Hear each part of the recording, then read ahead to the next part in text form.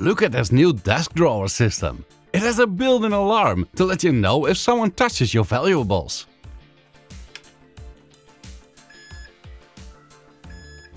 That's not how it works, you dumbass! What do you mean? I just showed you. It's the anarchy with me on the exciting guy! TerraMaster was nice enough to send me this unit for review, and I get to keep it. However, no money was exchanged, and all opinions in this video are my own. With that out of the way, let's pretend I didn't already take a peek at the unit for the unboxing experience. After opening the box, we see a smaller box next to the actual unit. Let's put that aside and take out the star of the show first. Yeah, looked like a NAS for sure. At the back we see an HDMI output, a 2.5 gigabit Ethernet port, two USB ports labeled 10 gigabit per second and 5 gigabit per second, a reset hole, a barrel power plug port thingy, and a fan. The sides have venting holes in the form of the TerraMaster logo. Some holes at the bottom too, and at the front we see two drive bays, a power button and an unlabeled USB port. Are you curious about that small box as well? Let's have a look!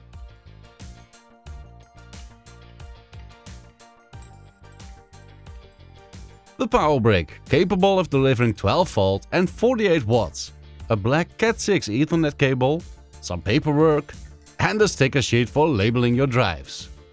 To pull the drive base, just push on top and pull out from the bottom. Easy peasy. Let's take the two screws at the back out to get a better look at the internals. Push the side panel forward and it just comes off. And here we find a 4GB DDR4 module, ready to be replaced when you need more. If you can afford it with all the craziness right now, but let's not get into that today. There's quite some space between the mainboard and the drive base, so enough room to breathe and easy access for the yearly undusting. What, you're not undusting your systems yearly? Right, let's put it back together and see what it does without any drives.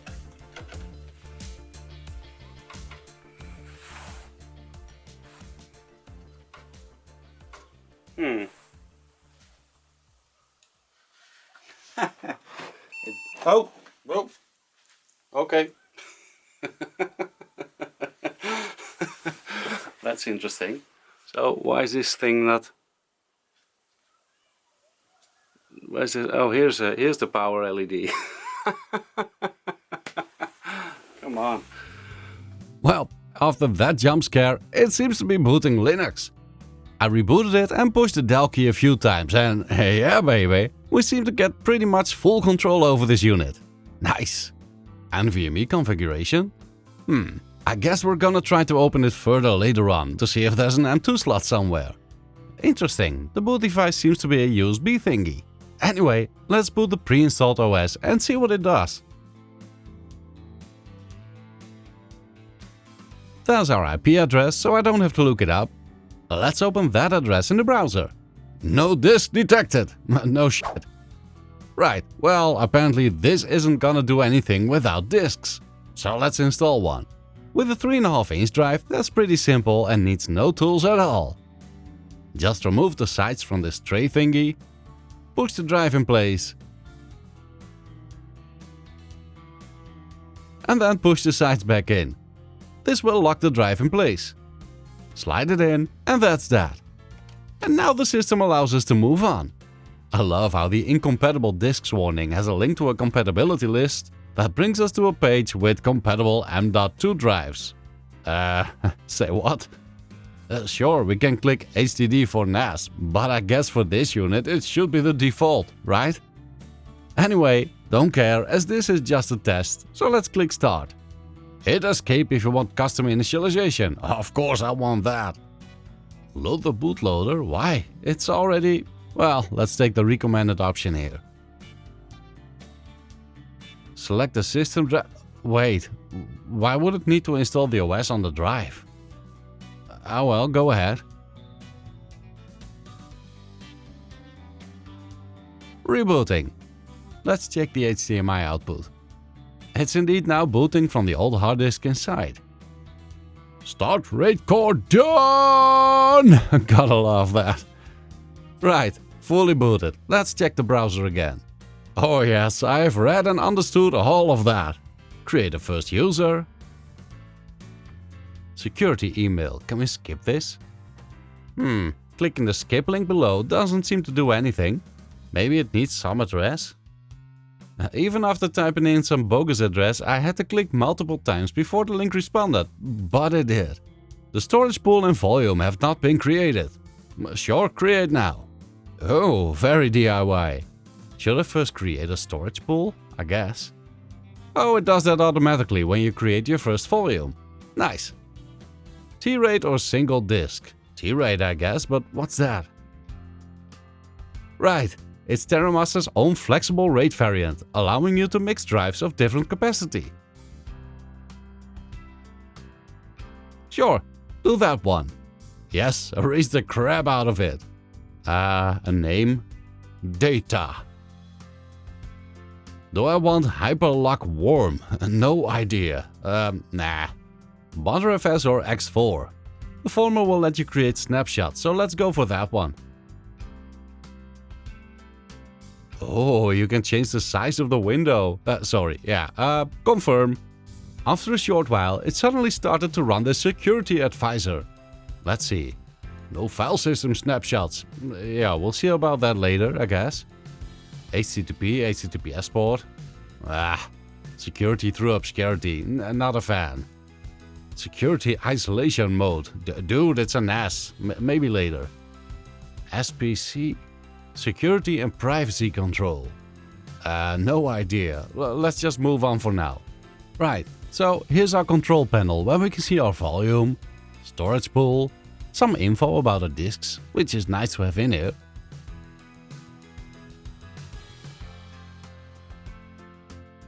USB dev. What the? Pop-ups? Really? Please don't.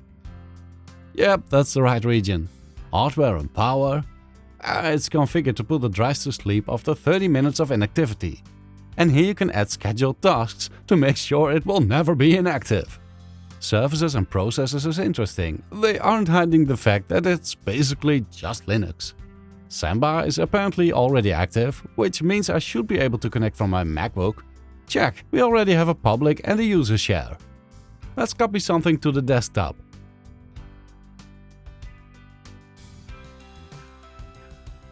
Alright, now I guess we should be able to see it from here as well. Pop-ups! Where is it? Save box not enabled. Right, that's apparently an encrypted store for your homework. Not what I'm looking for right now. Maybe it's here? No desktop folder. It's not on the desktop either. Maybe after a refresh? Nope.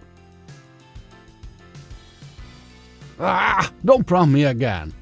What if I copy the file to the root of my user share?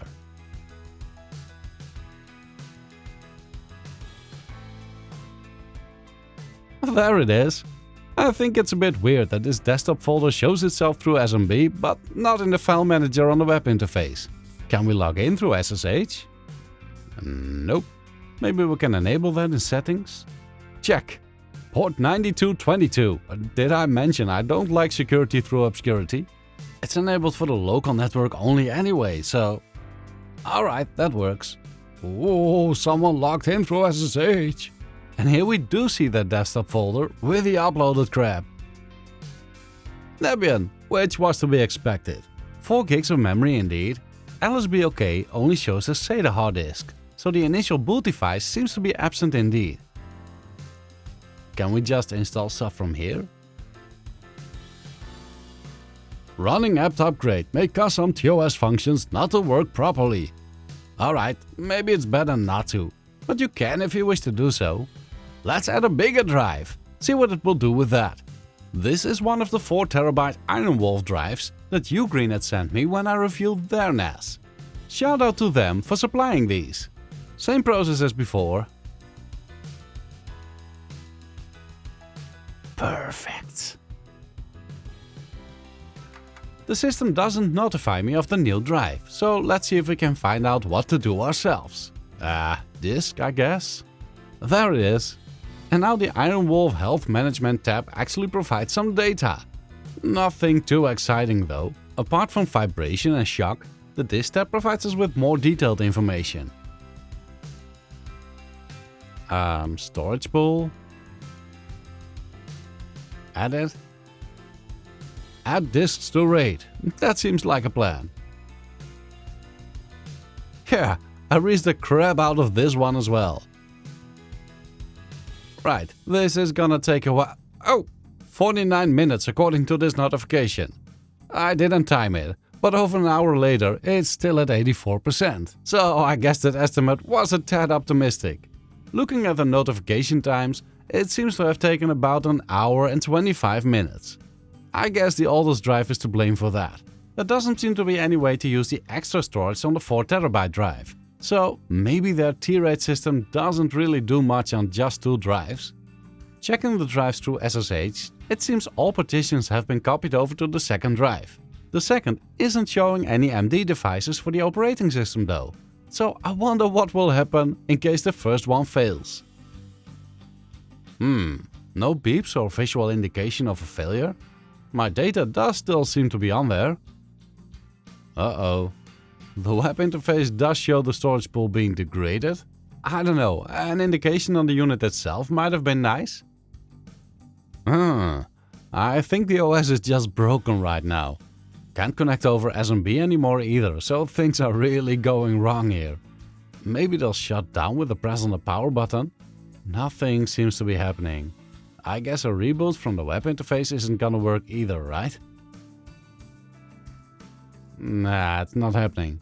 So let's turn it off forcefully by pressing the power button a few seconds and hope the OS will now load from the second drive.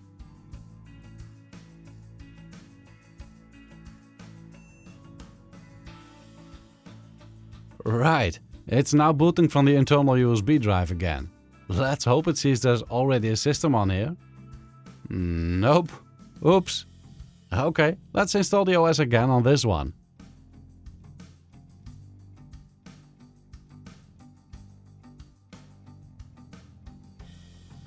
Now, of course, it starts to beep frantically. When I refresh the page, I get to configure the device again, just like the first time, which is not a good sign. Right, well now at least I can confirm that you really need to enter an email address to be able to click the skip link. Interesting. So the RAID set is still there, shown as degraded, but it's not been removed by the installer. Check, even this crap is still here. So you will lose your OS if the OS drive fails, and with that most probably all settings, but your data will still be there on the other drive. That's good to know. Let's push the other drive back in.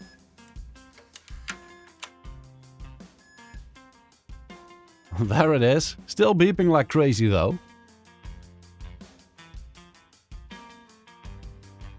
Right, you'll need to manually click edit on the storage pool to repair it, after which the beeping stops and it starts rebuilding the pool.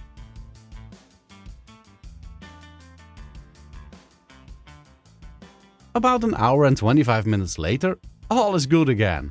Now I do like to see the storage pool grow, so let's make it ungood again by disabling the 320GB drive and pulling it out again.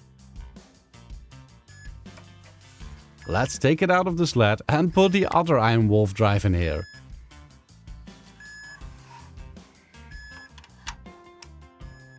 Edit the storage pool, repair RAID. Let's go! Interesting. It's not only rebuilding, but apparently immediately extending the pool to the maximum side of these drives.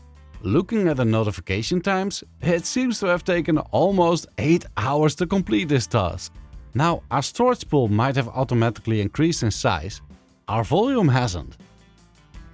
We can create another volume if we wish, or just edit the current one and increase its size. Let's make it 1500 GB. And just like that, it's grown about 5 times in size. You can also click the max button to just make it as big as the storage pool. Now, to make sure we won't crash again whenever a drive fails, it's a good idea to make sure the OS is on both drives as well.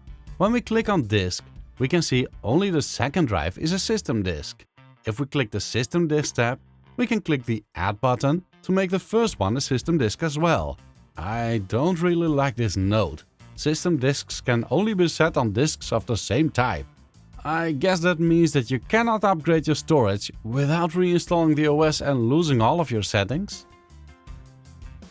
Synchronizing the OS drive only took a few minutes. You might have noticed the Docker icon here.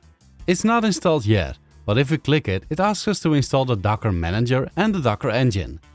This means that even without any provided apps, you can just use Docker images and make this into a full-blown home server with basically anything you want to run on it. Do note that you might want to upgrade that 4GB RAM module if you're going to be running multiple services on this though. There's also the App Center, with apps provided by TerraMaster.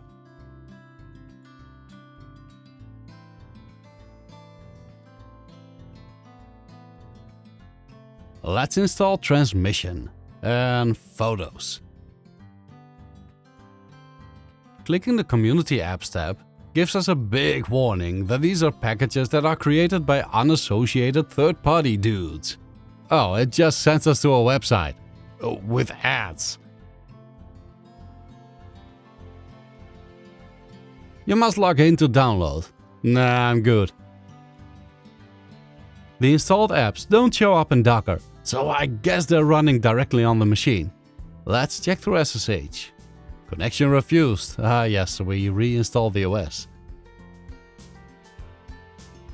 Check, here's the transmission daemon, running directly on the machine.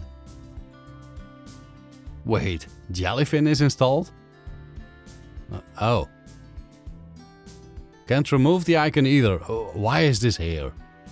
Don't get me wrong, I love Jellyfin, but I'm sure not everyone does. Here's the Photos app. Let's upload my thumbnails.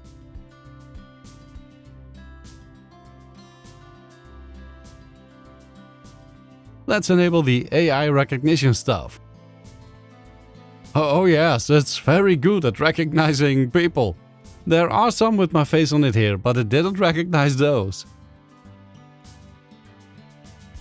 Scenes? QR code?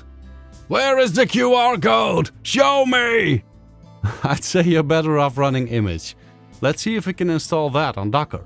Let's create a folder for it first. Yeah, hide it. That seems like a good idea.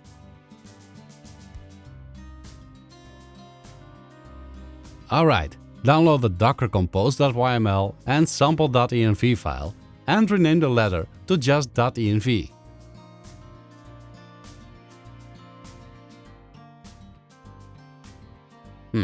Can't open it from here? Maybe if I rename it to .txt? Cool. Anyway, let's stick to the defaults for this test. Create a project in Docker.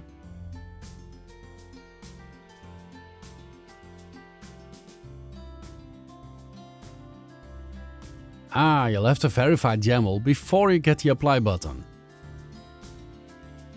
What? What? The name can't have capitals. Okay. Well, that worked fine, but the capture went wrong. So if you want to see image in action, you could watch this video instead. Right, I was curious about that NVMe config that we saw in the system's BIOS, so here's me opening it up again. And probably voiding our warranty trying to take the board off. Which was a bit fiddly because of the PCIe slot that interfaces with the drive base. Sadly, no M.2 slots on here, so you won't be able to put an NVMe in it. It does have an empty USB slot on the inside though. I'm guessing this is the internal USB storage device. We've got access to a regular CMOS battery and a clear CMOS jumper, so that's nice. After putting it back together, you can clearly see that the internal USB port is far enough on the outside of the board to be reachable without taking the board out. So you could maybe put a USB stick in and install the OS on that. Let's try that with this thing.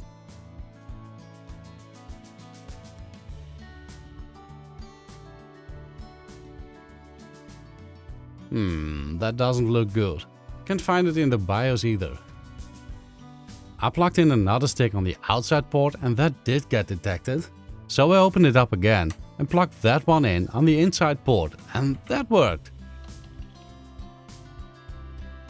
I could build Cache OS from that, no problem. In the partition manager, we see that the internal drive is only 251 MB in size, which indeed wouldn't be enough for the full OS. Bummer. Back in the original OS, we can now see this USB drive just fine, but sadly it won't let us install the OS on it. So I turn it off, pull the drive out and... Nope, that's not gonna work either. This system really doesn't want to be installed on USB. Right, enough about the OS, let's see if it performs well. This is slower than expected. With these same hard disks, I've seen higher write speeds before. Now I have connected it through 1 gigabit, while this unit's Ethernet port can do 2.5 gigabit. I don't have a 2.5 gigabit switch though, so I directly connected it to this Minis foreign machine. Let's copy over some big files to the TerraMaster NAS. That's not exactly very fast either. Copying them back to this machine goes way faster. It could be caching though.